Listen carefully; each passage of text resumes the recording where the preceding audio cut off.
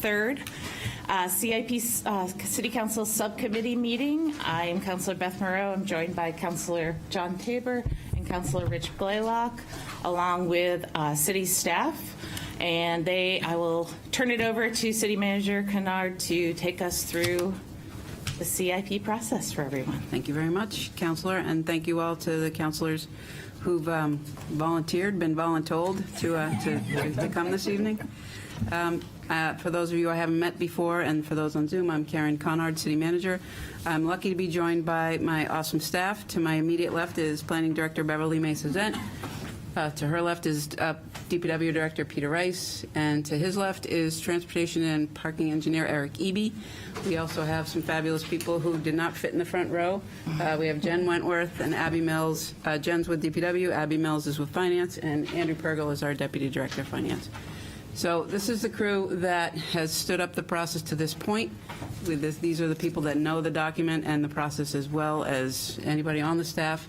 And what we would like to do tonight is outline in the packet, and for those of you who are here, I hope you grab the handout. This is what we'll be referring to. It'll be on the screen, and it's a handout as well. And we wanted to give life to and make more available, accessible, and transparent the CIP process from the beginning. Typically, this is something that is shared first as a piece of public information at the Planning Board, but we really wanted to show you the work that gets done in advance of getting it to the Planning Board.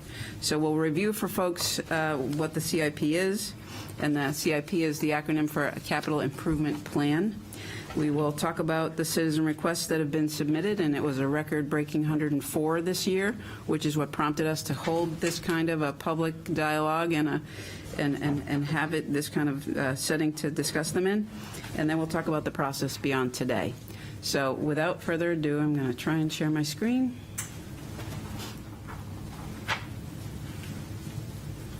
I'm successful so far. That is a good thing. Where's the view, Karen? So first up, what is the Capital Improvement Plan? And it bears repeating. You've heard us speak to this intro slide before, but it really is, it's important to talk about what it is and what it's not. It is a multi-year financial and infrastructure planning tool, and you can read all of the words here, but essentially it's a document that allows us to plan and stay on track with projects.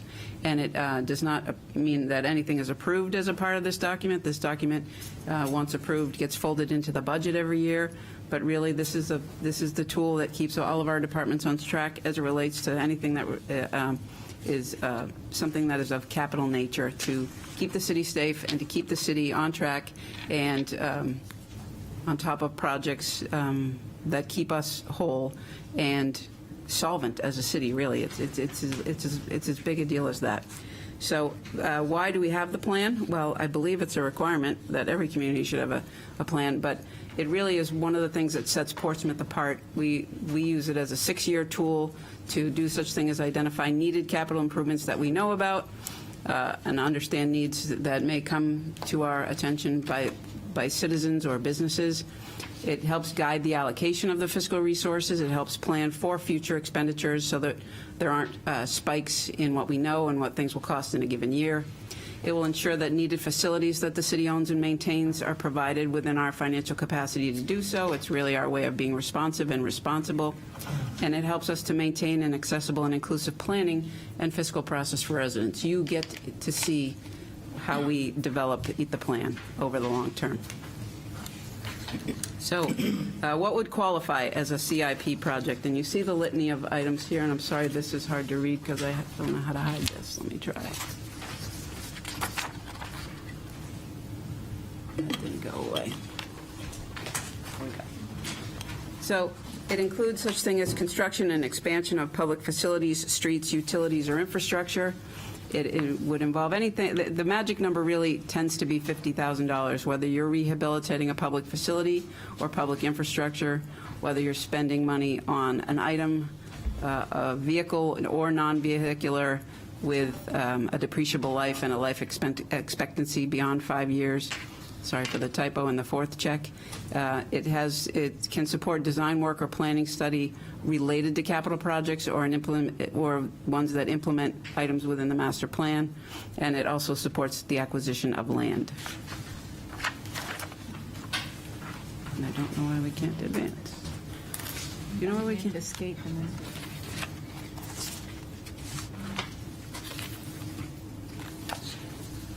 Okay.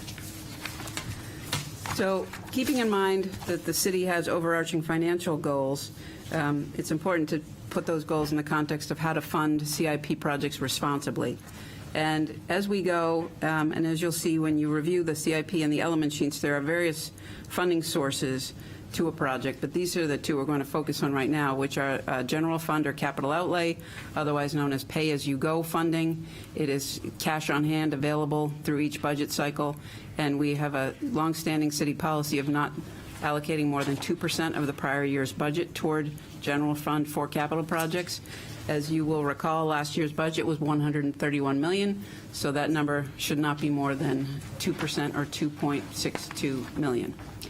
And then in terms of debt service, we have a longstanding policy that net debt service should not be more than 10% of that budget at $131 million.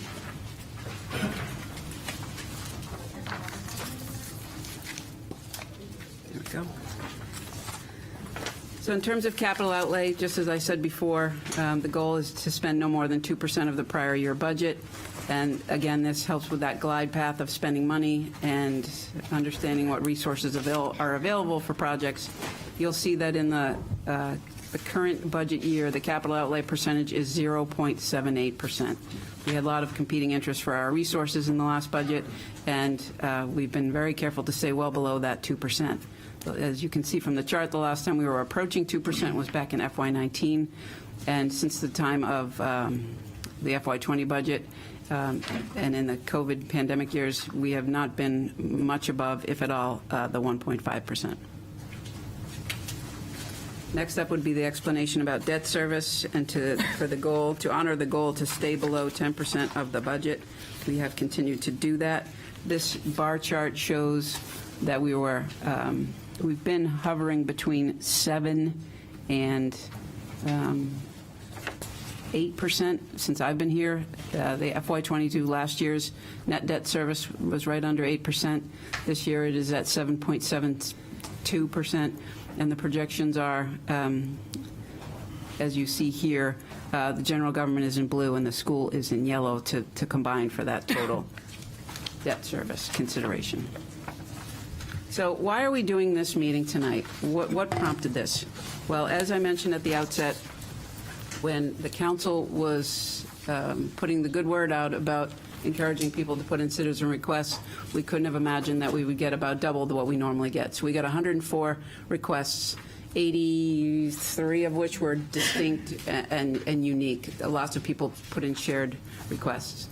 And to have a meeting like this tonight helps to honor 3 of the goals that the City Council set earlier in this calendar year that speak to things that are important to them as they set about setting policy and working on behalf of the citizens. So this is a way to speak to and honor input from the community, allow the council to deliver best practices and to do so in a trusted and transparent and responsive manner, and to find ways to communicate with community members in more of a two-way fashion rather than a we hear you and we'll spit something back out at you.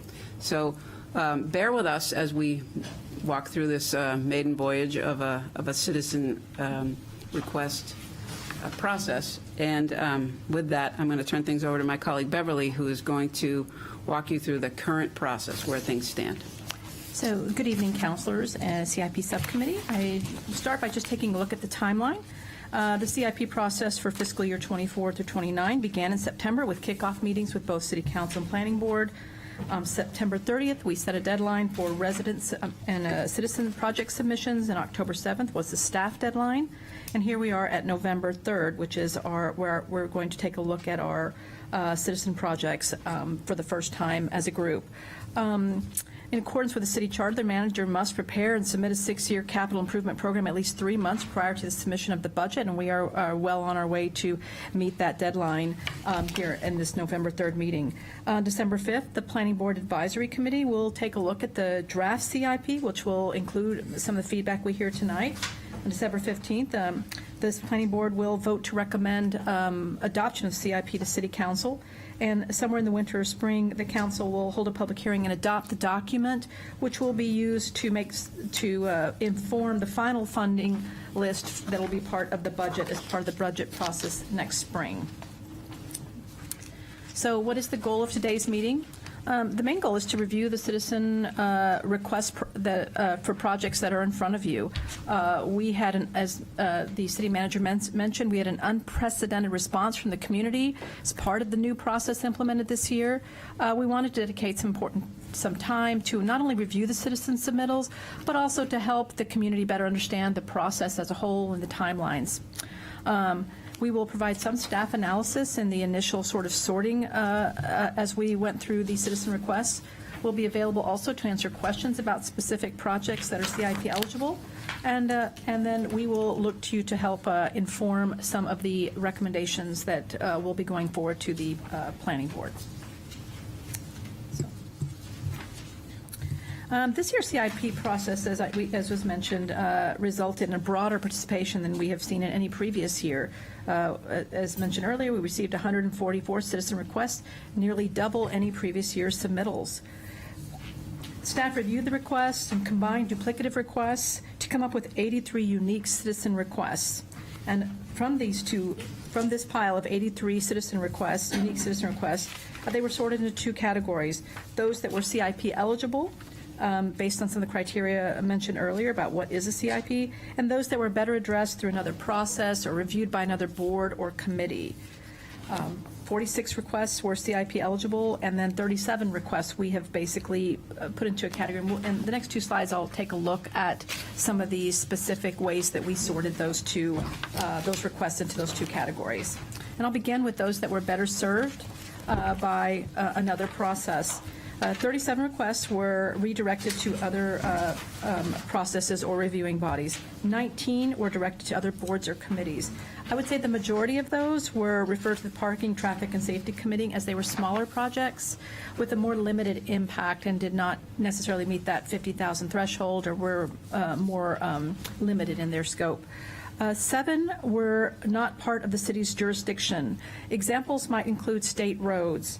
Where we participate and advocate for projects that benefit the city of Portsmouth in the appropriate forums where those projects are considered. These are, and we certainly monitor those and try and coordinate with those and advocate for those. Those are best addressed through other jurisdictional processes, and we're usually a part of that process and really work hard to advance those through those jurisdictional bodies. There were 3 projects that were submitted that we did not quite understand, and one example would be Woodbury Avenue deck, and I think some of these may have been maybe submitted by accident into the CIP request and something very specific to a very specific property owner. And 8 were not capital requests at all, but in fact really were either policy recommendations or something that did not necessarily rise to the level of being a CIP. So if we could move on to the next slide, please. Then we did take a look at the CIP eligible projects, 21 or existing projects in the CIP. So this is always good news when 21 requests of the, I think, total, 39 or 42 requests were actually already in the CIP. So we're on track for those. 7 really had to do with sidewalks and roadways, and you can see a listing of those, and we can certainly go through these in more detail. After we finish this presentation, we plan to answer questions about CIP eligible projects. 11 were bicycle and pedestrian related. We had 1 for parks and playgrounds and recreation. 4 were for climate action that we have kind of lumped under the Climate Action Plan as potentially being informed by the Climate Action Plan or being supported through the Climate Action Plan. And 2 were related to facilities and infrastructure. Things to consider. The CIP has existing project requests that remain in the plan for the fiscal year 24 through 29, as well as a number of new submissions. projects already existing in the CIP and citizen request projects will be utilizing the same funding resources. So we are still bound by the same amount of money year to year, and trying to make sure that we take a look at what's already in there and what is new. The movement or addition of one project may affect the timeline or ability to complete another. And I always say, I wish that with all the competing interests, not just for funding, that we had like a bar graph that when you move one thing, something else gets moved. A decision to fund one thing impacts a decision to not fund or creates a decision to not fund something else. So there are trade-offs and there are limited resources, and that's true I think, for everything. The movement, once in the CIP, projects are prioritized for funding, utilizing evaluation criteria on each project page, which help highlight city capital requirements for funding and the timeline priorities. So you, I think, are familiar with those project pages, which really provide a lot of information and tie into the timeline and priority for each project. The next steps. How does the CIP process progress after this meeting? Staff will process the recommended projects. We've given you a little bit of a scoring rubric, and I'll talk about that briefly. And we will take a look at it, giving opinions of costs, financing options, and timelines in order to place them in the CIP and identify what can be accommodated and what should be accommodated first, based in part on some of the feedback we received tonight. The CIP's first draft will be assembled. The Planning Board Advisory Committee will review all the capital projects and make recommendations to the Planning Board, which will adopt and vote to send the CIP to the City Council. And then the Council will adopt after a public hearing, and it will march along to inform the budgeting process in accordance with the City Charter and state law. You have been given a little bit of a scoring rubric, I believe, that's been provided to you. It should look a little bit like this. It has so we're asking that we've provided you with this criteria to help you evaluate and guide your review to the degree you feel comfortable. It's a lot to throw at you in one evening, and we understand that. The evaluation criteria on the right really are part of what we use to help prioritize, and hopefully it will be useful to you as well. We're hoping that to the degree you feel comfortable, you can assign a project priority for the projects that are CIP eligible. Staff will take your feedback and use it to evaluate and prioritize the citizen requests, and ultimately to develop that draft CIP, considering the funding limitations, things that might be deferred to or informed by other processes, but really try and help come up with that CIP that will be a draft for the Planning Board Advisory Committee to review. So your input tonight, it will absolutely be an important component of that review and evaluation. And at that, I would like to, pass it to Peter. I think you might be, you taking the CIP eligible projects? Let me do this while we're transitioning over to Peter. For those who have joined us in the room and those who are on Zoom, we have prepared two sets of pretty large spreadsheets. These outline the 83 unique requests, and as Beverly mentioned, they're in two buckets, if you will. One is the list that's better suited by another process. We're not going to walk through all of those in detail. We're happy to answer questions about that, but in the interest of time and being able to talk about viability and eligibility through the CIP, the idea would be to walk through the list that is labeled CIP eligible. There should be enough copies for everybody in the room, or we're all good sharers, and I can certainly share mine. And we've tasked Peter with that because, well, Peter will lead on this because many of them fall to Peter. And I think the intent would be to plow through this list and save as many questions till the end, unless what it is we're talking about makes absolutely no sense, and in which case just stop us. But do those ground rules sound okay before we forge ahead? Yes. Okay. Again, uncharted territory. Bear with us. Feeling our way. So, having not done this before, I would suggest that I could either go through the list quickly, and there's a number of them that in the CIP eligible that are already funded, and they're already existing projects, they're already in the CIP, so they come off very quickly. The other approach could be that if you have specific projects you would like to ask in advance, you could speak to that. But we could go down on whatever your preference is. So not hearing a preference. I would say that we go through the list, and if it's one that's already part of the CIP and it's already, wherever it is in the process of the CIP, that we just note that and just really truly talk about the ones that aren't part of them, so that we just hit those as highlights. Does that make sense? Sure. So for those following along, you grab the blue list that says CIP eligible, and you go to 1, 2, 3, 4. It is page 4, and it's got a green break in the action that's called new projects. We would take it from there. Is that correct? With the Borthwick Avenue, Greenland Road, Sherburne Road intersection? No, those are existing in the CIP. The first Go to page 4 of the list you're on. Yeah, it's Coakley Road and Larry Lane. We're skipping to page 4. I just think if it's already in the CIP, it doesn't need a Yes, whole yes, lot yes, yes. of. I'm sorry, I'm slow on the uptake. That's okay. All right, so the first one, Coakley Road, Larry Lane, paving Coakley Road, Larry Lane, additional length of sidewalk along Coakley Road. This, we have a pavement condition plan or pavement management plan that we annually update.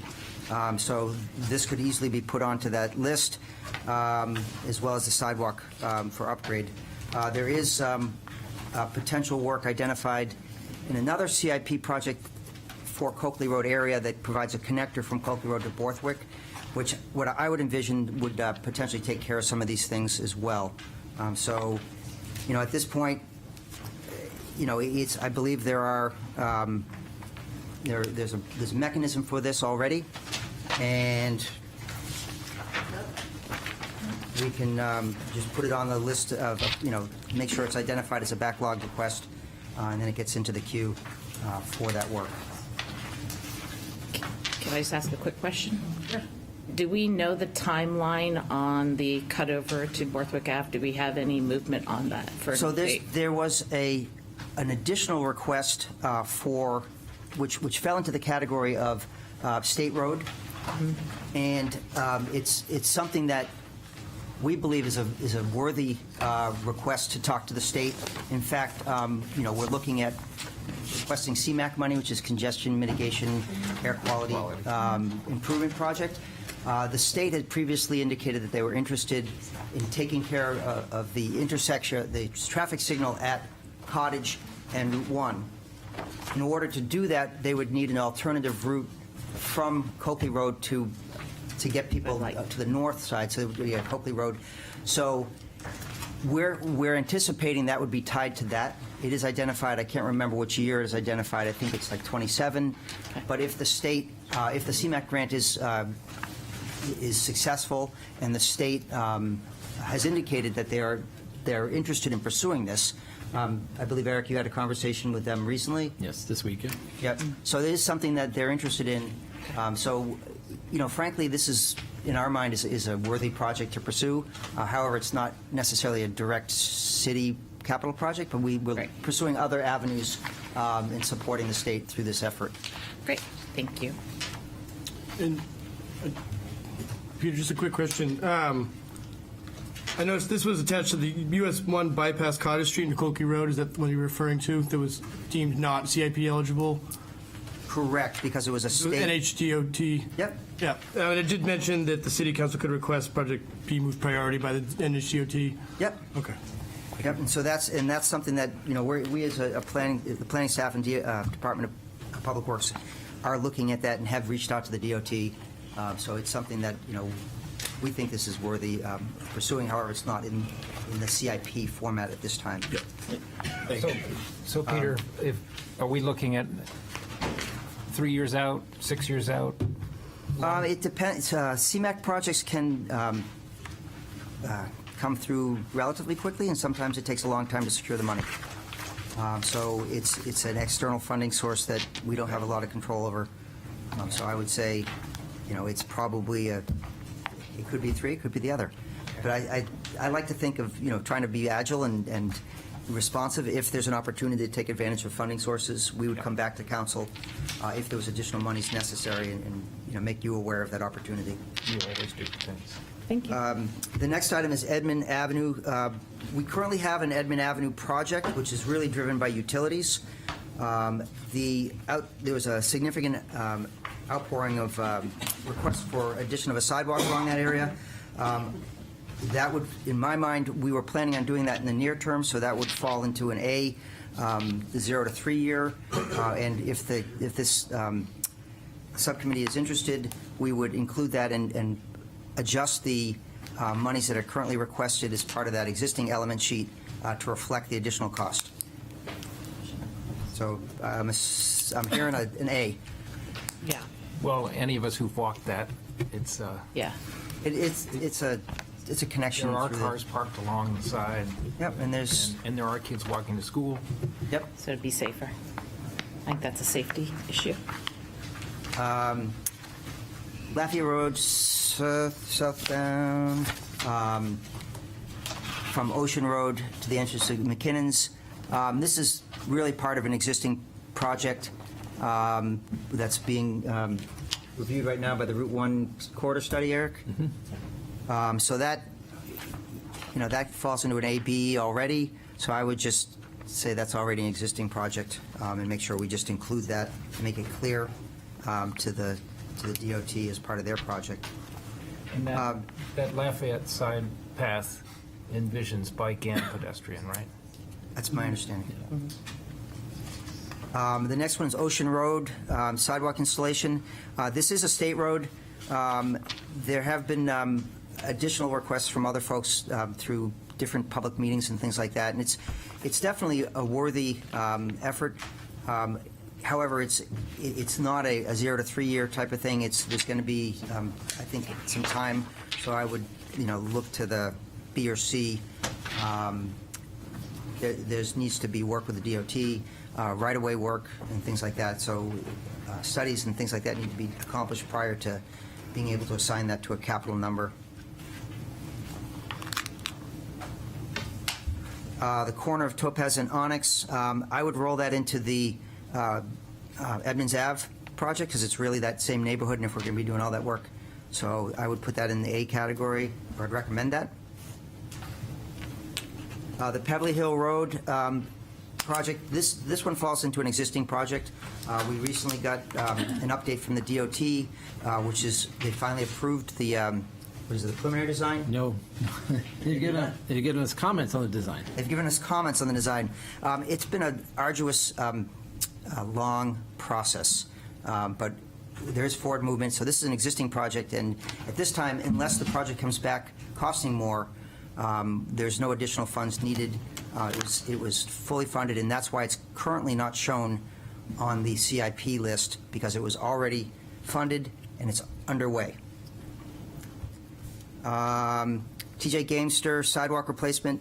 I would put this into the category of ongoing maintenance and put it into the regular. We have a biennial funding source for sidewalks, and I would put it on that list.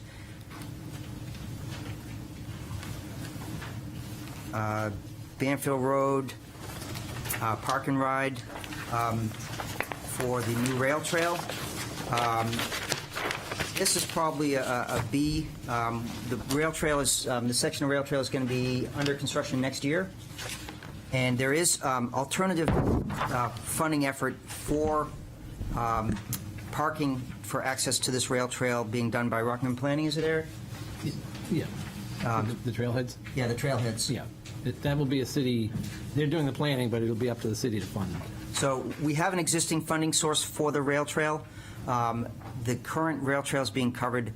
The majority is covered by the state. There is some monies that we will be participating in, but I believe we have about $580,000 currently available for that work, and we believe that'll get a good start.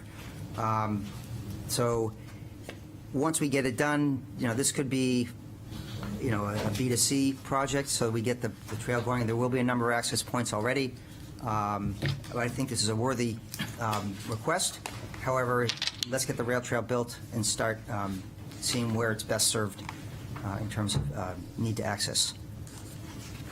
Councilor Moreau and Peter Britz have really worked through the Rockingham County Planning Commission to keep that rail trail a top priority in the I actually 10-year plan. also attended their design turnout that they had recently over at the library. So they had several different design ideas for different trailhead development.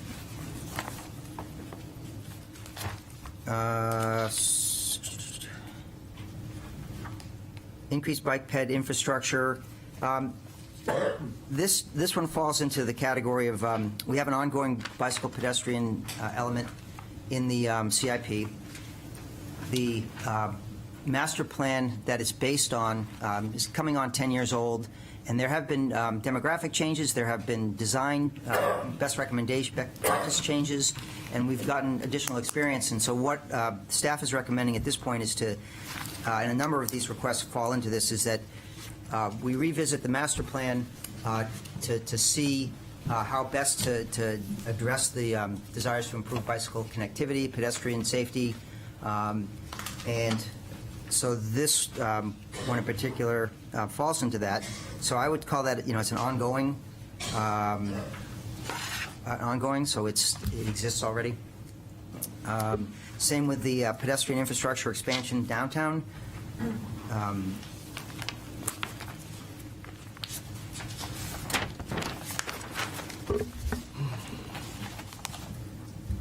As well as the Gosling Road as well. The Hampton Trail, Railroad Trail, bike lanes and improved access. This is ongoing as well. There's been a number of projects that have been identified. There's been some development that the developer is going to be expanding bike access to the rail trail. So this is an ongoing one, and it's very much in the forefront of folks' minds. As this rail trail comes online, we believe it's going to be a really great asset for residents, and we want to make sure there's safe and easy, convenient access to it for folks.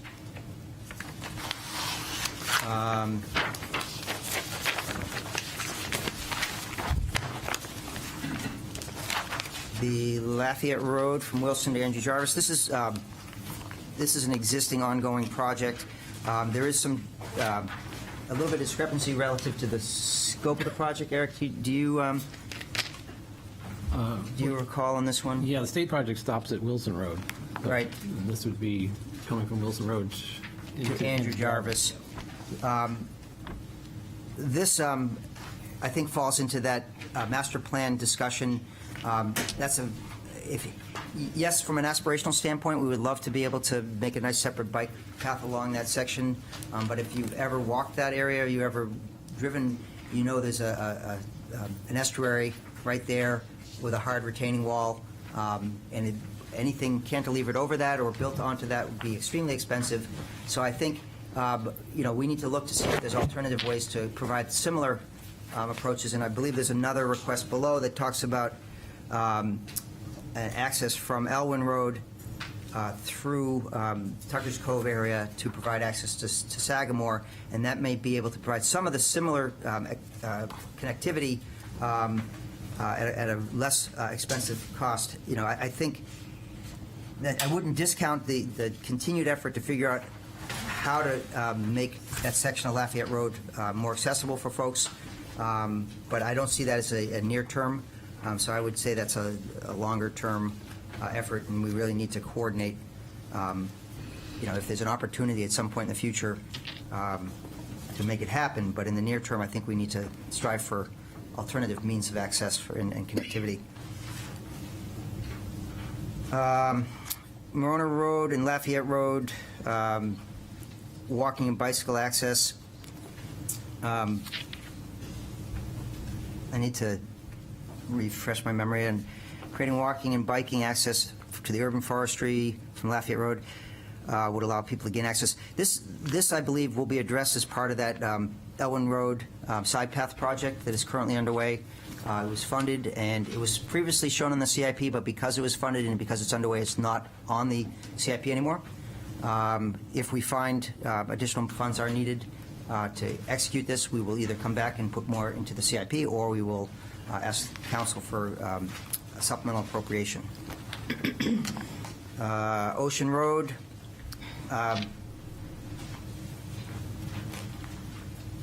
requesting a multi-use path from Maple Haven area on Ocean Road down to the rail trail. Again, that falls into that similar, this is a state request, so is probably a B or a C. I think it's a really appropriate request. I think that neighborhood needs safe access to the rail trail. However, being a state road and the right-of-way being limited, it's going to be some effort and time to make something like that happen. Just to amplify, I have spoken to Sarah Jarvis during canvassing, and I think they feel Maple Haven needs to be connected to the other, to the rest of the network, the bike ped network. And they've been saying that for 3 years, and they'll continue to say that. So. Yep. Maybe we could look at alternatives. I mean, I know we have some land that's sort of like Nathaniel Drive corner, so I wonder if there's a way that we can connect through city-owned property versus having to go out to a road. So maybe that's worth investigating. That's a good suggestion. There is some property near the park in Maple Haven that you could potentially create an access through there, so that's And something you're getting the crosswalk Yep. across, so I think that could be a way to connect. So. Yep, I think that's a good suggestion, and that's something that staff will pursue. This was the other project that I was referring to relative to an alternative access or connectivity for the Elwyn Park area. It's urban forestry connection to Gosport. There are existing trails, and there is city right-of-way to be able to access a city wastewater pumping station in the Tuckers Cove neighborhood, which would then access the road system from there in a safe manner.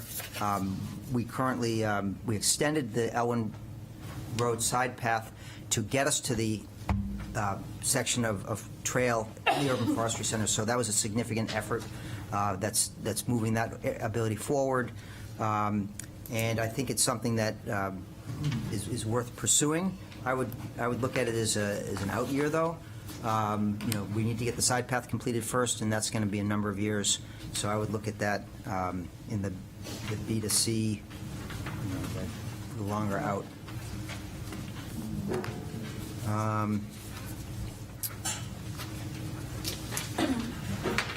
At the bottom of that page, Woodbury Thank from you. Yes, Gosling. thank you very Woodbury much. Ave and Gosling, yeah.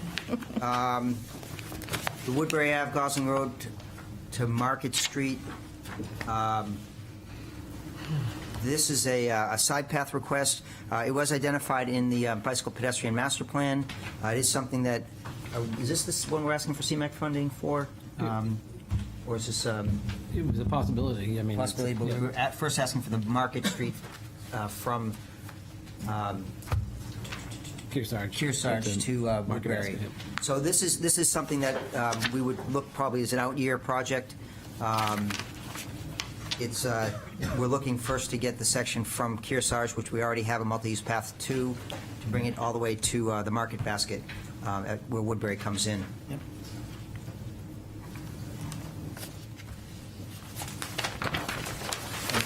Peter, the section to Kearsarge, how far out is that, do you think?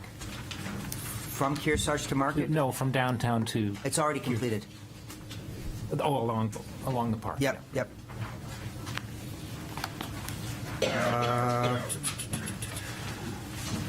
Around 54? 54, yes. 54, complete That's the next one. street. Woodbury Ave. Woodbury Avenue, complete street reconstruction. This is a cycle path along the commercial section, I believe. Is it the west? Is that, or am I confusing that with another one? Looks like the same as 51. Residential, because I'm that person. The residential section. It's the residential section?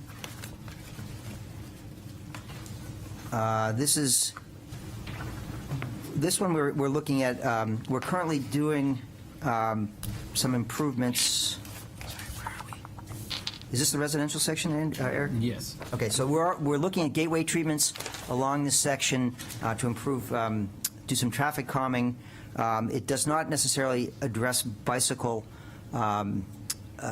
improve a bicycle trail or side path at this point, but we would say this would be something to look at as part of the master plan update. We understand the desire to improve cycle safety along that area, but in the near term, we're looking to do some traffic calming, and that we're hoping to accomplish next year with existing funding. The next item is Prescott Park. This item really, it's asking to put additional boat docks in where the quay is, where the stairs that go down to the water. I would say this falls into the Prescott Park Master Plan. It's already an existing project, and it would be better served in that area. So I would say that's ongoing. The next four are climate action related. Request for additional funding, $500,000 per year for gas-powered maintenance equipment to be transitioned to electric. I would defer that to the Climate Action Plan to determine if that's an appropriate use of public funds and whether it's the best bang for our dollar. The next one is Peter, would it be possible, as the life cycle of that equipment expires, to make that an ongoing process?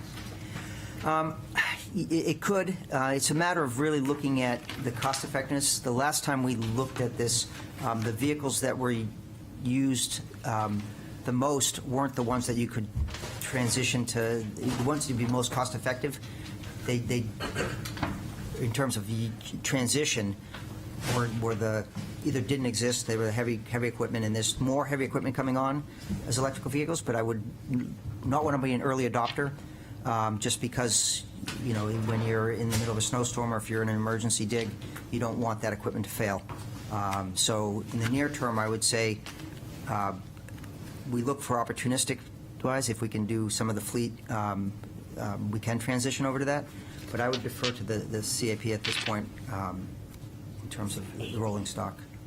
Just to provide a timeline for that, we have closed the RFP at this point. We have 5 proposals, and so I think that project could be well underway, in the next few months, I think, and would help inform, as Peter mentioned, the capital investments, engaging the community about what the priorities are. Some of these are big capital investments. I think they're all significant capital investments, but really trying to get a sense from our experts and from the community where the priorities are and where we get, as Peter said, the biggest bang for our buck, where we actually start to move the bar for our sustainability environmental goals. The same goes to the next one, which is design, plan, and build solar arrays and battery storage facilities. I mean, this is something that we have successfully completed a couple solar projects, and we have worked with different vendors and suppliers to see what's appropriate and where it makes sense. The idea of battery backup is exciting in terms of peak shaving, or flattening the demand curve. It's something that we've been speaking to, some of the vendors, but what they've told me is that at this point, the technology's not there yet. So what it would do is it would be like a big UPS system for an entire building, where you go through and you constantly trickle charge that during the daytime, and then so you have a consistent load coming off the grid, and then your demand goes up and down throughout the day, but your load off the grid is always the same. And that does a couple things. One, it reduces the peak demand, which is a factor that is included in our rate, so it helps reduce the rate, but it also makes it more consistent for the distribution system. That technology is not there yet. So it is something of interest, but we are looking at solar arrays and things like that opportunistically when appropriate. But at this point, I don't have a specific project, and to just put money into the CIP, I would not recommend it. So that could really fall into an ongoing, because it is something that's, the cap is really the appropriate place to put it. So, Climate action plan. right. And at this point, is our use of renewable electricity any higher than the required default of 22.5%? Or is it? In the fact that the Madbury treatment plant generates about 30% of its power in the summertime through solar array. We are not technically allowed to claim that as renewable energy because the credits are sold as RECs to somebody else, and so therefore, technically by law, you're not allowed to claim that as a credit, like, or, you know, that you actually. But in my mind, it's, you know, I don't care. It is a benefit. We are doing it, and so whether we are able to claim it or not, there is a benefit. It reduces costs to the city, and it helps reduce carbon, whether we can claim it or not. I was just curious where in the path towards a higher percent of renewable energy we are as a city. Well, currently we have the default requirement. Yeah. Because we have not, our purchase right now is the default, and it's based on Right. really trying to get the best rate for the city. And I know, working through the Energy Committee, there's alternative approaches to address that. Yeah, and this is, as we've said, this is all part of the climate action plan, really. Yep. The next one is a lot about planting shade trees and reducing urban heat. This is, I understand and appreciate the sentiment behind this. Again, I think it falls into the climate action plan and also ongoing efforts through our tree planting programs. So I would say this falls into, you know, a bigger category, but it's being addressed. For those following along at home and here, Peter, what's the average number of trees that the city plants every year? We went from 50 trees about 3 years ago to 100 over the last each year over the last 3 years, and next year we're looking to plant 400. Actually, it's really the city will be planting 2, but then we're going to have 200 to the residents. So, you know, on average, the last 3-4 years we've been doing 100 trees. We changed our operations, and we've been able to take on the planting ourselves, significantly reducing the cost of the operation, increasing the survival rate, and also adding additional trees in addition to. So it's worked out really well. I'm very proud of my staff's efforts related to this, and you know, I can't speak highly enough for our arborist and his crew.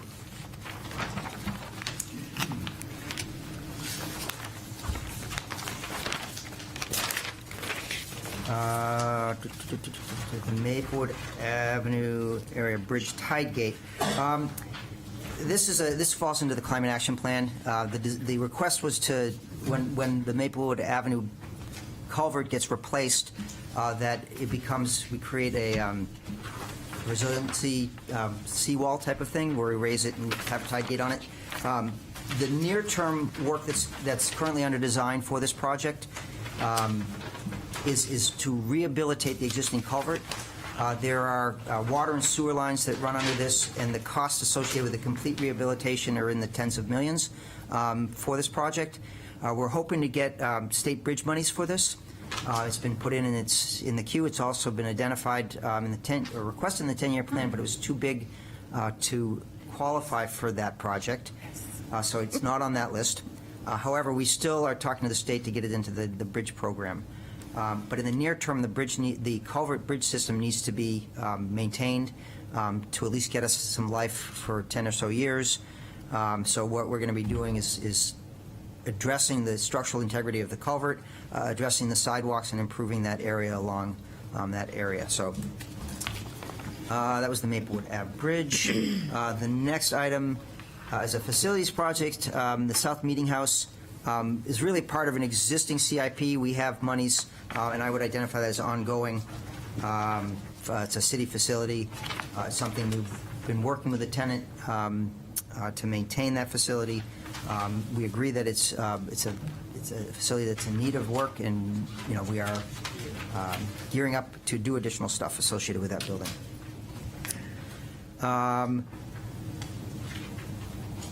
There is the last item here is a drainage-related project, which I would say falls into the ongoing category. We are aware of this issue. Since some work's been done on the Woodlawn Circle area, there's concern that additional drainage has been channeled across the roadway and impacting other folks. So we're aware of this, and this project is added to the existing ongoing program. that brings us to the end of the new projects that could be CIP eligible. For those that are watching on Zoom and those that wish to watch this recorded later, we will have both of these large spreadsheets up on the city's website, and for easier viewing. There's a lot of material here. So at this point, I think we would open it up to questions, comments from the council, if that makes sense. Yeah, I'd just like to sort of talk in general about, we've talked a lot about, and we're going to be looking at the master plan, I know on planning board, but I think we also need to look at the updating the master plan for the bike ped as well, because that was done before the last master plan was done, so I think both of them need to be looked at. And I know I had heard the mayor mention once, and I think this is a good idea, because a lot of people, they see things fall off the CIP, and that's because they're funded and they're in project, but nothing's actually in the, the shovel hasn't gone in the ground yet. And I'm sure you have a list of projects somewhere. Maybe we could make available, maybe it's even on DPW's website or whatnot, of, projects, but we got to clue people into where it is. Like ongoing projects of CIP that haven't actually been started, but they've been funded, just somewhere so that we can always direct people to let them know, go visit this website. This is where all of the projects that are in planning phases, but haven't quite, like Beverly Hill Road, right? It's in a planning phase, all of those things. So if they can see that it's not in our CIP because this is just a planning tool, right? So we don't want to keep planning for something that's already actually in process. It's just in process kind of without somebody seeing something physically happen. That's a great point, and there's actually a good example of this would be one of the items that came up was the dual court realignment with Bartlett Street.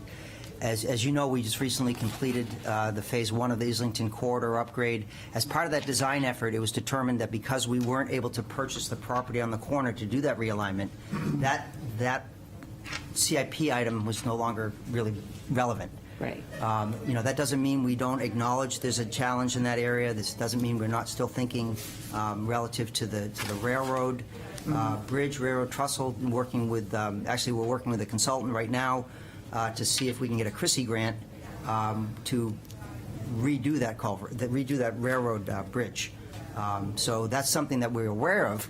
But it really, because that project was completed, because the design was adapted, it was no longer relevant to the CIP, and so therefore it was not carried forward in the CIP. So that's an example of, it wasn't necessarily funded, it wasn't necessarily in shovel ready, it was just no longer relevant to the process. So maybe if we could have lists of that, of keeping track of that, just so when somebody asks, we can look and go and be able to tell them. That's all. That would be great. Ongoing, fell off, got done, what didn't get done, reasons why. It's just be helpful. You already know it. It's just a matter of being able to make it accessible for everyone. Any other comments from my cohorts? Go ahead. I had a couple of questions. Just on the better served by another process requests, I know a couple of residents mentioned Spinnaker Point, and then an energy audit was brought up on the facilities. Could you just touch on that?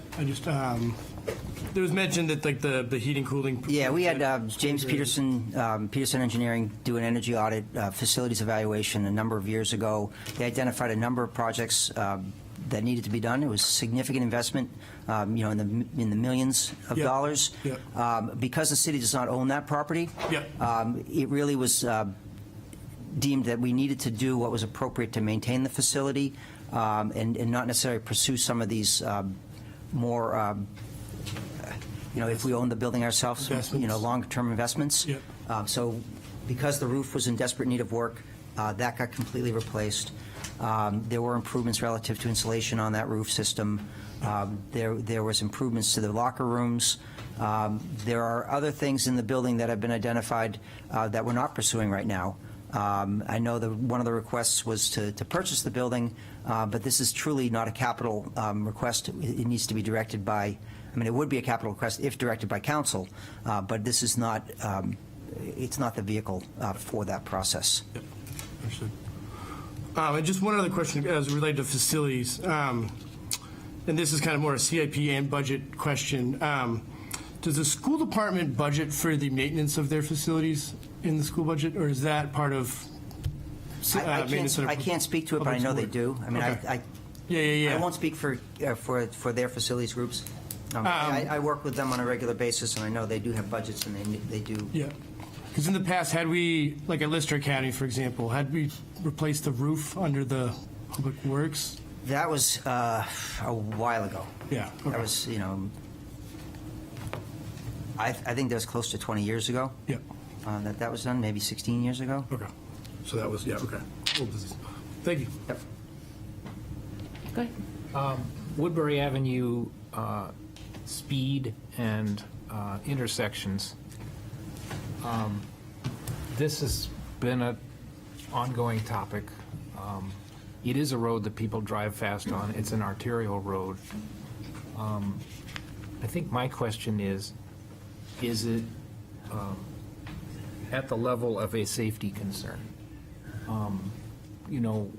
We were at the Ward 1 forum, and one of the neighbors talked about the Franklin Drive access onto Woodbury, and the speed of the cars are going by makes it really difficult to get in and out safely. You've got kids going in on bikes. And, I think over the years, we've heard from Lenore Bronson and Justin Richardson and the Turners and many others who live on that street. People really pick up speed on that. And we've talked about a variety of ways to bring that under control. Is it a safety concern, meaning it should be higher on our priority list? And maybe, Eric, from your point of view, what are some of the solutions? So before Eric speaks to that, safety, I think a better way of framing is does it meet design requirements? Does it exceed certain criteria? Because safety oftentimes is a relative term, and it's something that it's subjective a lot of times. For people feel like necessarily a 20-mile-an-hour section could be unsafe in a certain situation. But the question really comes down to objectively, does it meet certain things? And with that, I would frame it a little differently, saying, is it safe? Because that's often can be a bit subjective question. I would say, we do monitor the speeds out there on a consistent basis, and we've been trying things out there. It was reconstructed, 10, 15 years ago to narrow it up to help to reduce the speed somewhat. But, we do have a couple of intersection projects planned for that area. So it is high on our list of, we're always aware of the concerns out there. We are limited because it's an arterial roadway of doing physical speed bumps are not really appropriate measures on a roadway like that, but we are looking at other measures that possibly could be done. We have the speed feedback sign out there, but they're effective for a while. But, we're always looking at ways that we can do it. The road is straight, narrow, good sight line, so it lends itself to faster speeds, unfortunately. You don't have a lot of turning traffic on side streets or driveways or major traffic generators. We do have a gateway treatment project that's currently reviewing with the Parking, Traffic, and Safety Committee. So that's something we're finalizing, and then we're also looking at some alternative adjustments to the road to make it some traffic calming along the road. Yeah. And the plan for that would be to be constructed in the calendar year 23. So the next construction season. There's existing funding for this work. Great. And it's been long the debate at Parking and Traffic Safety. I'm sure it has. Yeah. We talked about Ocean Road, and I know that we're thinking that's an out-year project, and it's a complicated project. I just know that anecdotally, having ridden a bike on that, it's terrifying. It's a twisty road. Cars drive really fast. Just No the idea of shoulders. no Yeah, shoulders. I've ridden that road as well. A It's kid challenging. or a bike on that is, well, it gave me more gray hair than I already have. So. If the committee wants to bring it forward to a sooner time frame to at least get At least study what getting can a be study done. moving forward, that's something that we can look at doing. I just don't know how much pedestrian and bike traffic there is out there. Well, with a new rail trail, You know, I like Councilor Moreau's suggestion of looking, you know, does it have to be on Ocean Road? Could there be an alternative approach? So I would suggest, you know, maybe, you know, we look at that. I don't know if it really needs to be a capital request. I think it's something that we probably can do, at least get some of the legwork done at staff level. You know, some of the things that are going to dictate it really are the right-of-way width. You know, is there a right-of-way width to be able to accommodate a side path or a sidewalk along that area? You know, currently it's an existing state road, so, you know, there would need to be an agreement with the state to be able to do that. So you know, obviously, we will implement what the committee and what the council ultimately decides, and, you know, I think it's definitely a laudable and worthy project. It's just a matter of, you know, what we realistically think we can get done in the near term. Right, I mean, certainly the Lafayette side path and the Elwyn side path have always been envisioned as part of the bike ped network, and, Yep. and you know, we want to keep those moving. But that's the next one out, Yeah.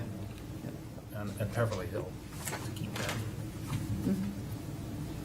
Any other comments from the councilors? I just want to set the stage from a finance perspective that, based on the project that staff know to bring forward from previous CIPs and priorities that we know we need to be working on, we're already at about $4 million worth of requests. So that's well over that 2.6 million or 2%. So this is going to be the year of the realization of we may not be able to do everything we need to do in this year, or that we thought we would want to do. We've got a lot of competing interests for the limited resources. I don't say I sound like a wet blanket, but I think there's a harsh reality that with the cost of money, we've just been told to raise our assumption for what to use for interest rates from 4 to 4.5 to 5 to 5.5. That's going to be a significant Right. consideration as well. So, just putting all that on the table as we march forward, considering. And Yeah. In the end, it's a matter of how much money do we have and what we can do. So prioritizing everything is going to be key through this process, and figuring out exactly what money we have and what can we do and Right. what takes priority. Yeah, and I'll just restate that just because something has a higher priority than something else doesn't give that lower standing. Everything's important, it's just we have to make decisions on what is more important. Hence the beauty of a 6-year plan. You can see where all of the items lie. And what would be our next steps be at this point? Well, I think it would be helpful, as I think Beverly stated in her comments, to understand what your priorities might be based on what you've heard tonight. I think it would be timely right now to stop and take some public comment, and to let folks know that the process from here, as Beverly alluded to, involves the planning board setting up its advisory board process, and that will happen in early December. So what we hear tonight and the feedback we get from residents and the councilors tonight will be incorporated into that conversation. That's December 5th. That's an internal meeting with the CIP committee made up of planning board members. Then the document will be made public at the December 15th, thank you, planning board meeting. And from there, the document follows the normal budgetary route, and there'll be a hearing on the CIP in February. So at this point, there's a lot of people in the room, and because we have people on Zoom as well, right? Yep, we do. So we'll probably ask if there's public comment. We just ask that you come up and speak into one of the microphones so that they can hear everyone online as well. So is there, and just for the sake of time, because there are a lot of people, I'd just like to keep it to our normal 3 minutes if that's possible. I'll be the timer if you like. I don't want to be too strict, but it'd be nice to get through. So is there anyone who'd like to speak? Go ahead. Thank you. Peter Somsich.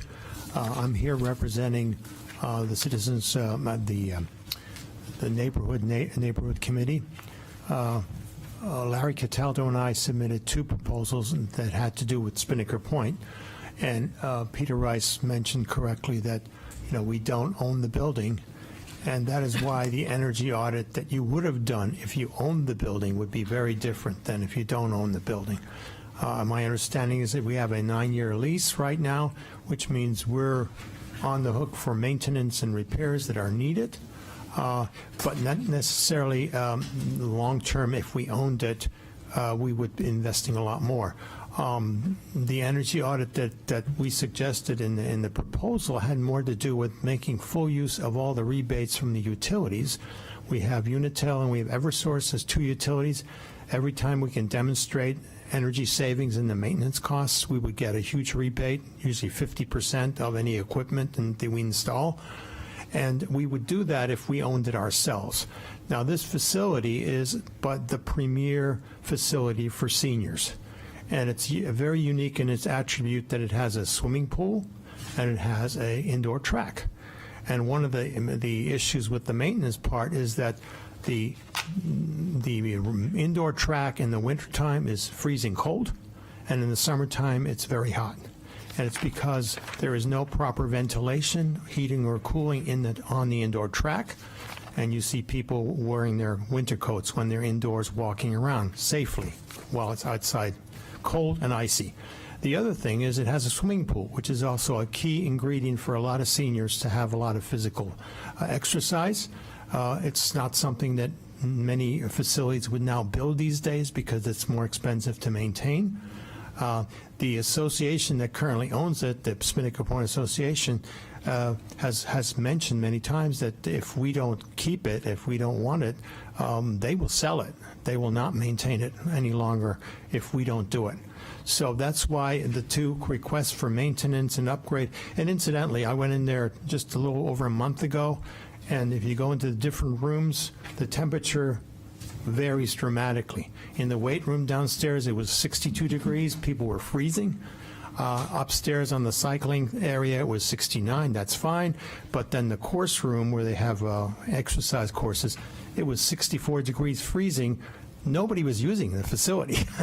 So the temperature control is really bizarre, and it's overly expensive because it's being air conditioned at a time when nobody needs it.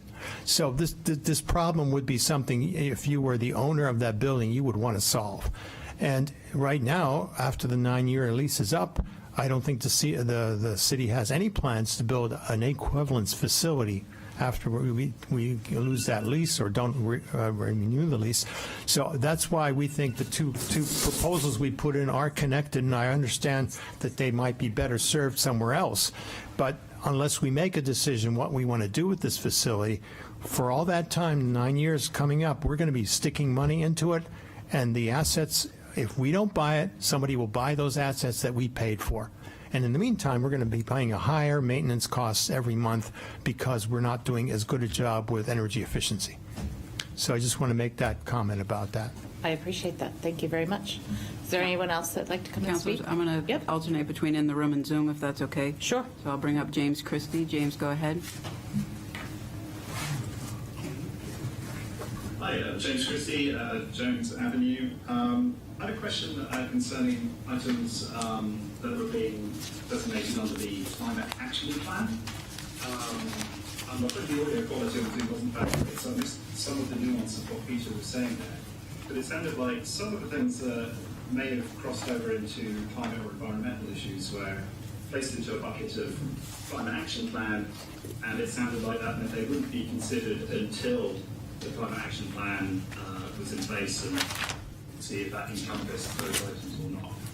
Now, my understanding is that a Climate Action Plan could take 2 or more years to approve or into an actionable state. So looking at Durham, for instance, they started in 2021, they hope to finish in 2023. So my comment is, where we've got items either here in the CIP or other environmental efforts that the city could be making, is it wise to just park those for 2 or 3 years and not consider them in the meantime, particularly if they are related to energy efficiency and saving money? If it is something that could be evaluated sooner and found to save the city money, then why wait several years before considering it? So that's my comment and my concern, is that the city it sounds like it might be just parking anything with a climate or environmental impact and just letting the Climate Action Plan take care of it. So That's what I'm wondering about this evening. Thank you. So, Councillor, if I may, James, I'm sorry if that was the impression you took. I mean, we consistently look for ways to improve energy efficiency, things from improved lighting, windows, treatments, insulation in buildings. A lot of the low-hanging fruit, any projects we do, we look to improve energy efficiency. So just because this particular request was referred to the Climate Action Plan does not mean that in the meantime we're not continuing these efforts to improve efficiency and other areas. And obviously, if there's opportunities to save money and to save energy and other things, we continue to do that throughout our operations. So it really, you could almost say this is it falls in the ongoing category, but it's really a, the specific aspects of it relative to your were broader, and that's why I thought it was more appropriate in the Climate Action Plan. Great, and we will take the next person from in the room. Go ahead. Good evening, council members of the community. My name is Ryan Kress from 185 Edmund Ave. I'm here tonight to push for sidewalks for the Edmund Ave area. Edmund Ave ties in with the Jewel District, and our neighborhood comprises of 25 kids between 1 month and 15 years old. All these kids would love a safe way to get to school via Edmund, and sidewalks would make this a little safer for them and ease the minds of concerned parents in the neighborhood. Due to the nearby interstate, walkers cannot depend on hearing to step aside to safety when a car is approaching from behind.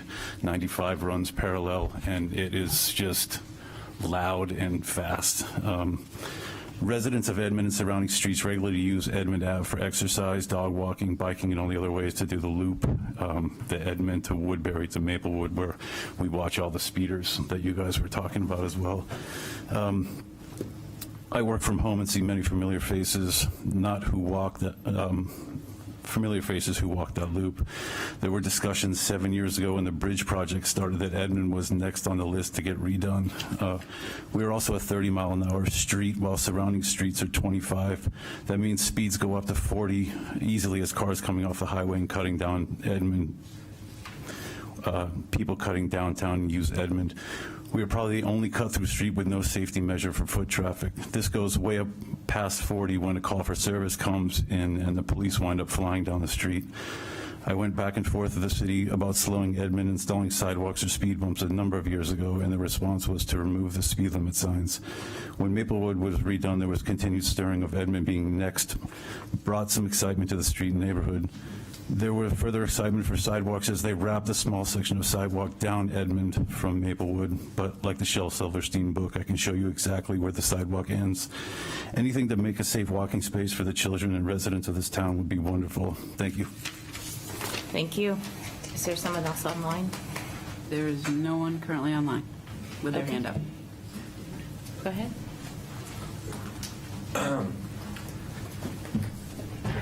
Hi, I just want to talk quickly about the Give your case. name, your sorry. name. I'm Jonathan Samberg, I live at 160 Bartlett Street, and I want to talk quickly about the K Street Bridge over the Hodgson Brook.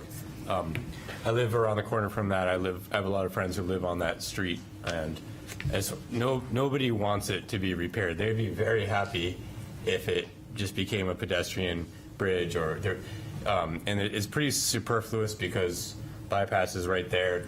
Anybody trying to get to Cottage Street from Hodgson Way could just go another 100 yards, take a right, another right, and if there's a place we could save some money by not repairing something, I suppose you could put a crash gate if you really needed to have emergency access for some reason to get to the senior center, but as a cut through, the people who live there would be very happy if it just became a cul-de-sac and maybe just pedestrian access across the bridge, and it does not need to be on the CIP. That's my comment.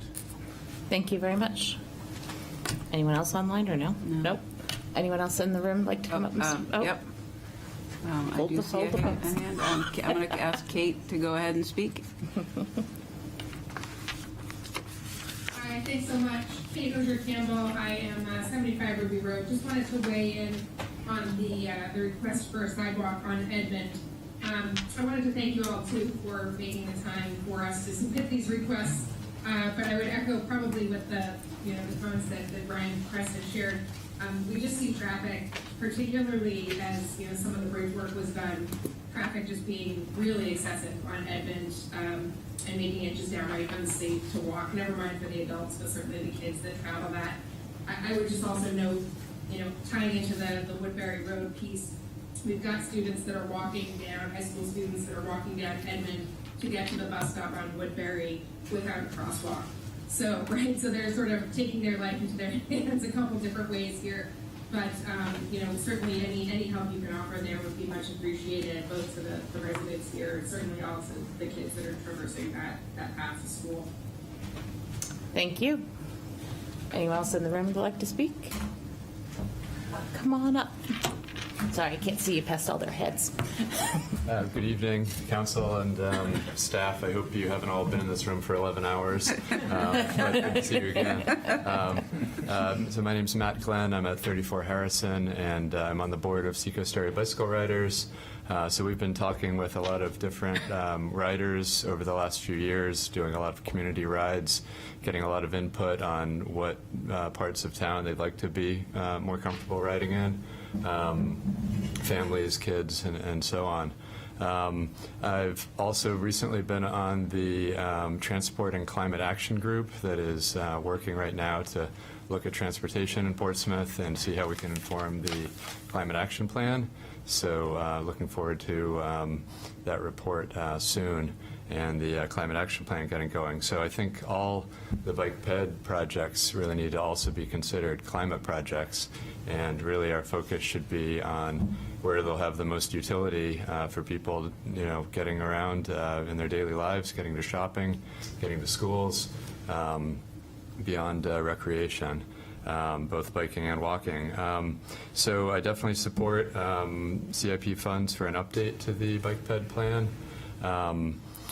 I know there was a quick update to the 2014 plan that was done in 2018. So it's definitely time for another refresh. But I also would hate to see a lot of funds go into a whole new lengthy process when there have really only been a few changes. I'd rather see funds go to implementation. I'm not sure if it's been $50,000 a year that's earmarked for bike ped plan implementation, but if there's any way to increase that, I know the staff is overworked, so if there's a way to have funds for staff time or consultant time, we would love to see quick build projects, trying things out, tactical urbanism, creating space for safe biking and walking, and making real changes a little quicker than the pace we've been going. So if there's a way to fit that into the CIP through funding that planning and that work in a little more flexible way, that would be great.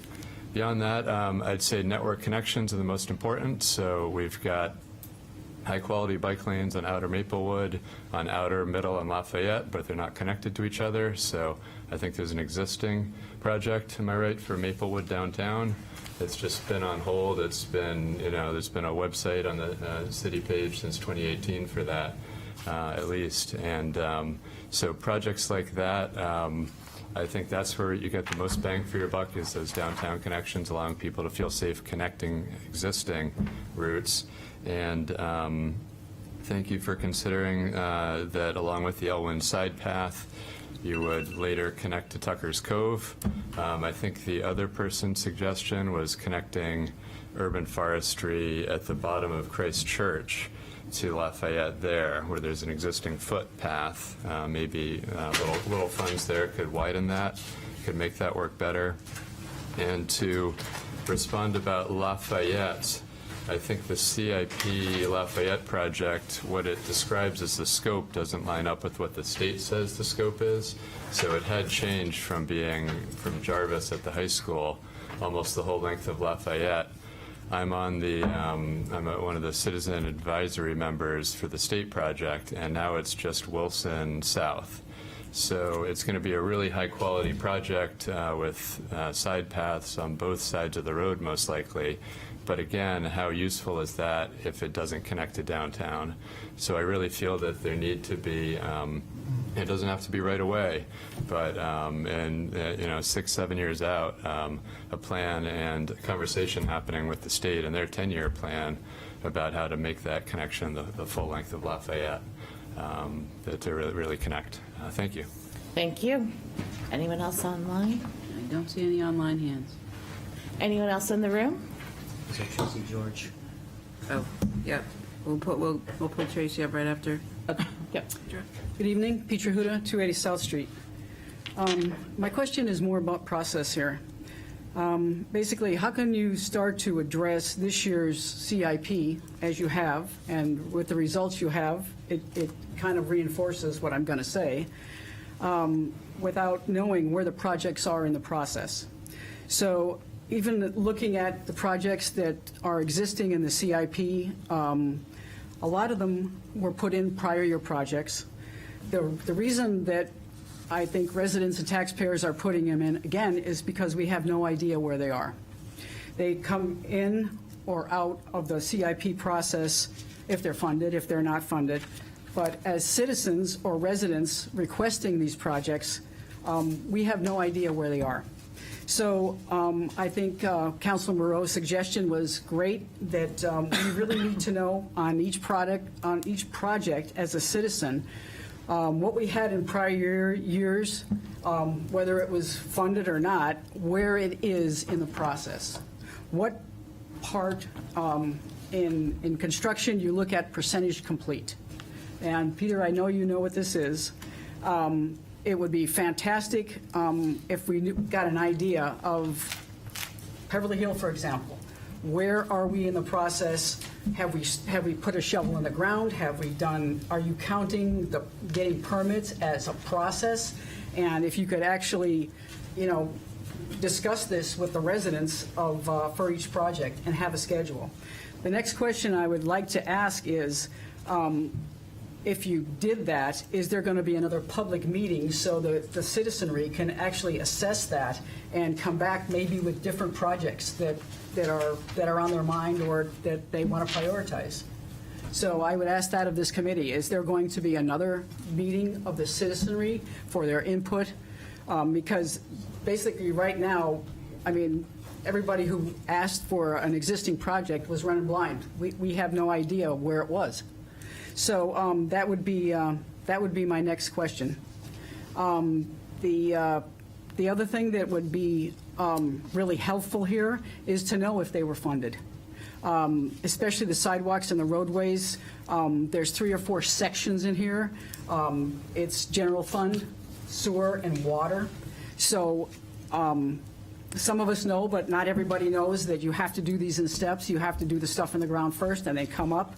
So we fund $4 million every 2 years for all these projects. It would be great to know from a perspective of general sewer and water where they were in street and sidewalk projects. So that's my comment, and I hope you would have more information for the public in another meeting. Thank you. Thank you. There's someone online? Yep. Tracy George, we'll ask you to take your turn. Hi, my name is Tracy George. I live on 481 Topaz Place in the Gem neighborhood, right off of Edmond. And I just want to, speak to the issue of the school bus stops. My 5th grader goes to the bus stop on Edmond, and then my high schooler goes to both the one on Woodbury and Maplewood, depending on which one he wants to go on. But they both have to access Edmond, and again, and there are no sidewalks. There are several other elementary school kids that use those bus stops, and then the middle schoolers and high schoolers. And I think if we're asking kids, to utilize the bus, or we're hoping for that, they really need a safe way to access that. So I guess I would just hope that this would really be a highly prioritized, safety measure. And again, I'm not sure what the time frame is for it, but it is really needed. As Ryan Kress said, we have 25 kids in our neighborhood, and there are more coming. Believe me, I don't know what's going on in our neighborhood, but there are a lot of kids, which is great. So I just ask you to really consider that, and I thank you for all of your effort and time on this issue. Thank you. Thank you. Anyone else in the room? Come on up.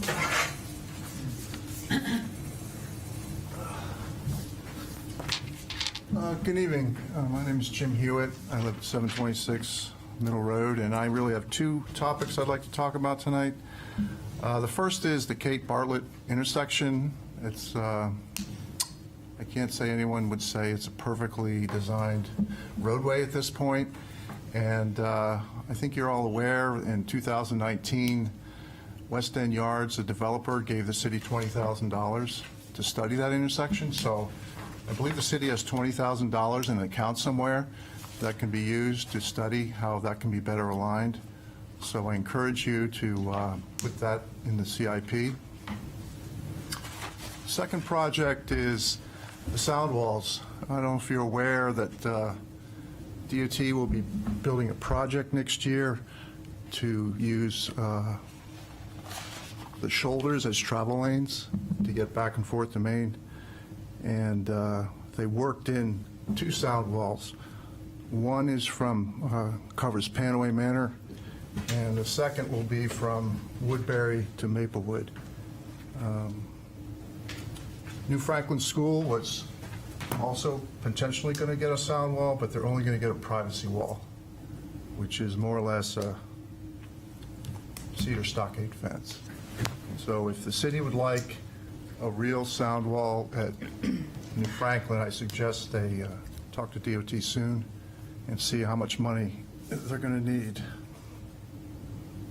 And lastly, I just want to hope that these will be posted online. Yes, we'll be sure to post them. Okay, thank you. Thank you. Anyone else online? Don't see any hands online. Anyone else in the room?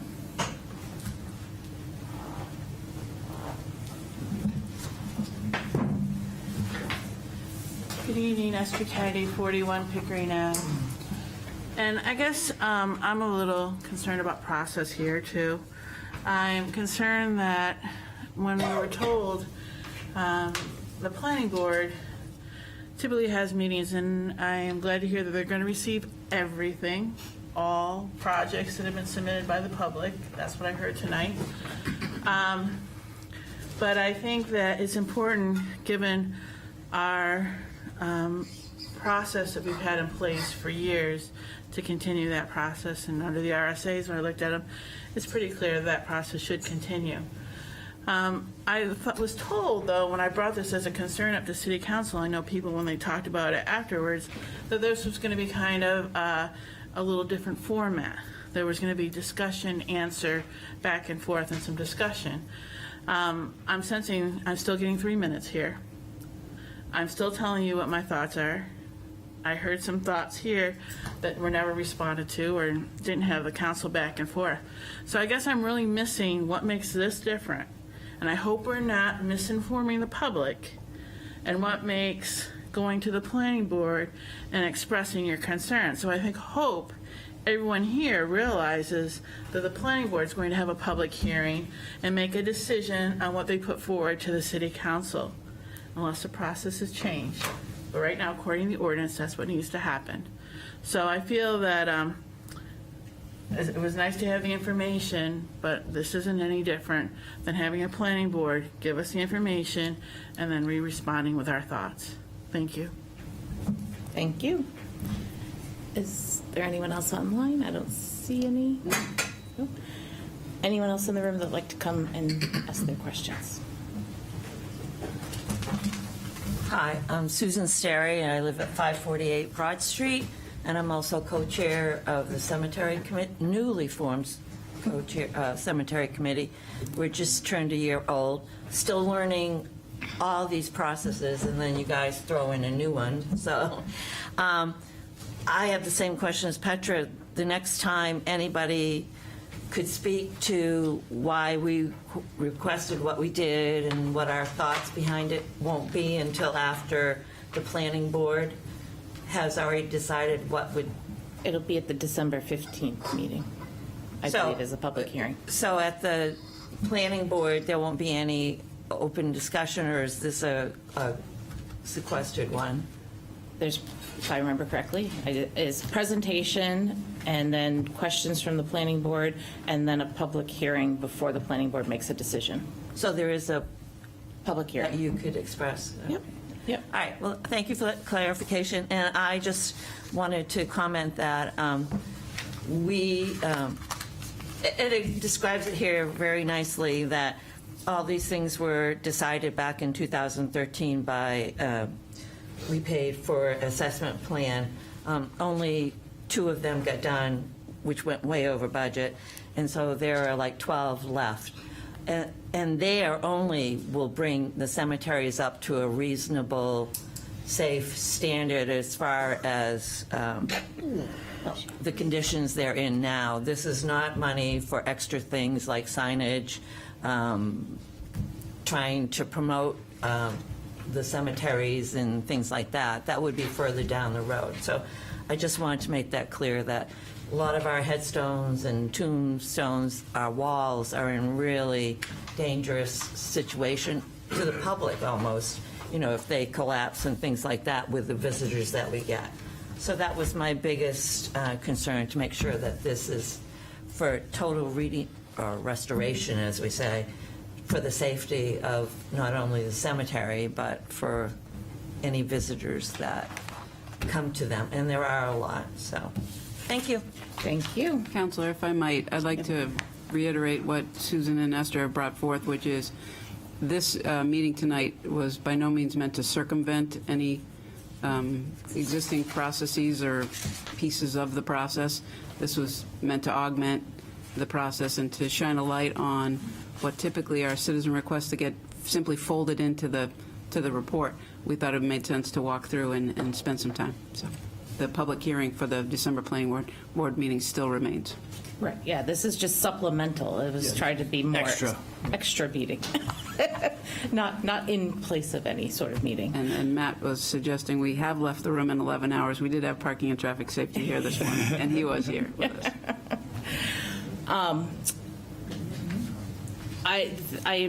Is there anyone else that wants to speak before I don't see any hands? Sure. You're right. I just wanted to, Peter Somsich, I just wanted to add to what Mr. Hewitt was talking about with the sound barriers, since I was very intimately involved in that. And my understanding is, and his description is pretty correct, in the sense that the DOT is, we are in their 10-year plan now for that mitigation of the noise in Panaway Manor neighborhood. And in fact, New Franklin School was not part of that accepted area that they would do. However, we had been previously pursuing a type 2 noise abatement, which is a category that requires us to put up some of our own money before DOT puts in any money. The new plan, the 10-year plan, now does not require us to put in any money. However, previous city councilors had put away money for that type 2 abatement. So I'm assuming that one could possibly use the same funding that we were planning to do something at New Franklin School. Now, I've been talking to Bob Lister, who is very adamantly involved in this, and also to several researchers at UNH involved in acoustics and agriculture, and have floated the idea with them whether or not it would be possible, using their acoustics capabilities and their forestry capabilities, to create a sound barrier that is made of organic plantings instead of a wall, and whether they could demonstrate that this would be just as effective as using a traditional sound barrier to mitigate the noise. And I just heard back a couple of days from them that they're very interested. They'd like to do something. So perhaps that might be a way of addressing the New Franklin School in the future. Yeah, no, I appreciate that input. I know that I've been talking through the RPC and through connections there, trying to find a way to change their grading so that schools would grade on a much better like the residents did, because that was the point of why that side didn't get the sound walls. So hopefully that we could do that. So Yeah. Councilor Eric actually has some updated information relative to the request for sound walls, Great. sound barriers and stuff. Yes, we've put those questions to the state as to whether or not the city can put forward monies to build their own sound wall, and we are awaiting response back from the DOT on that question. But initial response was that because of environmental justice, you're not allowed to build your own sound wall. So, so we are waiting. We are waiting for that official response from DOT at this point. But that's, Yes, and if you need me to step in on that, let me know. I think there should be some further I will. discussion after that. Yeah, I find it hard to believe you can't come up with a solution that kind of threads the needle. And I like the idea of a UNH innovative technology, Right. something like that. Yep. It's not a wall, it's just Right. vegetation. Right, you know? exactly. Yeah, no, I agree. I like that idea as well. But we'll find a way to make the DOT allow us to do something. Climate change, too. Yeah, yeah. And it doesn't make Carbon sense sink. that several hundred kids count less than a certain number of houses. Right. Included in the same as a cemetery. Right. As far as. But unfortunately, that's the formula. Right. And we do not get over the hurdle on the formula. So, we can do it ourselves, or we can have Is there any other staff input that they want to add for tonight? So just to answer Mr. Hewitt's question relative to the $20,000 was set aside, that money is being used for that Chrissy grant exercise to see if there is monies available to be able to do that rework Of that the intersection. yeah. So that's how that work is getting funded. Okay. And I believe some of the other questions that around process, I just want to reiterate once again that we're not changing the process, we're just adding to the process. So all of these projects will be part of the CIP plan moving to the Planning Board Subcommittee, who then looks at it, which then in turn submits their findings and what they think should move forward to the full Planning Board, which there's a presentation, there are questions and answers, and there's a public hearing. So all of that that's taken place in the past will continue to take place, and then there'll be another public hearing in front of City Council as well. Right, that typically is the first Monday in February. Right, so that will take place after that. So there'll be more than one opportunity for people to come and keep talking about these different projects. But in the end, it does always come down to money. So we have to figure out how much money we have and where it's best spent. Come forward. So, Peter Huda, 280 South Street, I'd just like to add to the question. It seems like we're not going to have another public session on this. So I guess my request would be that when you do take this to the planning board, that they would get this report on where the projects in the past are in the status, because it would be very hard for them to move forward without knowing where we are. You need to know where you are before you can move forward and put new requests in. So I think that information is definitely needed for the planning board meeting, if you're not going to have another meeting for the residents. Thank you. Thank you. We'll have to see if that's possible.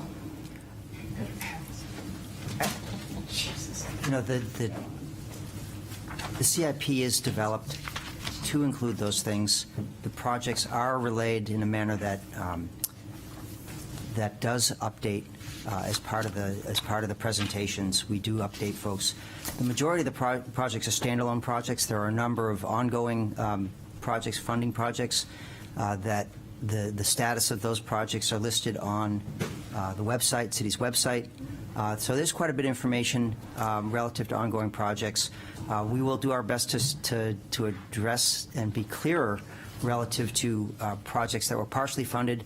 I can think of there's the pool project, which was fully funded and ready to go. It was bid, and the bids came in high. So that project's not moving forward, and we're bringing back another element sheet to say we need additional money. So that obviously is part of the element sheet discussion, is that because the projects came in high and it's fully designed, it was bid, and that's where it's at. So I believe we address this concern as part of the discussion, but we'll try to be more specific because we understand there is a question related to what's the status of these things. Maybe we could also, and this might already be done, and I just can't remember because it's been a while, we could, on the element sheets that are included for some of these, we can put, this comes from citizen request number, whatever, because they're all numbered, and maybe we can just make that a notation on the element sheets so that we know what citizen requests might be included in which project sheets. Does that make sense? It may be challenging just because there's a backlog of historical stuff that isn't clear relative to when, because there wasn't a documentation up until a few years ago relative to citizen requests. A great example of this is who originally asked for sidewalks down in Maple Haven. I want to know. I can tell you that we had the request. I can tell you it went to City Council, but I can't tell you who or what, and so whether it was truly it wasn't really a citizen request because we don't have documentation that shows it. Was it? So I understand the desire, and I think we do capture that as this is a citizen request. Yes. We don't say a number on it specifically, but there is a date when in the numbering system that identifies when it was started. So I think what you're asking for is captured. Okay. But as you know, this is a work in progress. Tonight itself is a deviation from past in that we're trying to expand what we're doing. We're learning. We will do better. Every year we try to do better, and that's just how we approach things. I think that helps as well. I kind of forgot about the whole numbers that's at the top actually includes the year, and I think we'll have to make sure we're very clear so that people understand when they're looking at those element sheets that the project year and all of that is in that top number, and it's actually made up of that. Because I know that sometimes is easy to forget. And I think the additional information that we'll provide through these sheets and stuff will help as well. Excellent. Yes, Councilor Tabor? Yeah, and I think tonight is good because we had an unusual number of citizen requests, 104, which is great. And I think the response was, let's take some time, some counselors' time, as a subcommittee with the staff to go through those 104. City manager said they're $4 million worth of requests, roughly. The entire capital plan for 6 years is $270 million. Mm-hmm. So there will be plenty of time for the planning board public hearings to go through the entire document. But I think what we're trying to do is respond and engage with the public on this high level of interest and projects, and thank all of you for coming out from Edmonds and all the other neighborhoods, and so that we can talk about what you need in your infrastructure for your neighborhood. Excellent. Anything from you, Councilor Blair? No, thank you. I'll just reiterate that, getting 104 requests just shows how involved our community is and how involved our residents are and how involved you all are. And that's what makes Portsmouth great. So thank all of you. All right. Quick. Yeah, just a clarification from Peter Rice. Peter, you mentioned previously that the Madbury facility provides 30% of its own energy. During the summertime. During the summertime. Peak energy. Yeah. But because we do not actually sell off the RECs ourselves, somebody else might do that. Do we get a payment for that? We did. That was part of how we got the project built. It was a combination of a grant. I can't remember the specific grant. Was one of the last. I can't remember the name of it, but it was a power purchase agreement. So the entity that we partnered with, what made the economics work for them was to be able to sell those RECs. Okay, so thank you. That's what I that's thought, part yeah. of the process. Great. If there's no more comments or questions, then I will close the meeting. Thank you, everyone. Good night. Thank you. Good night.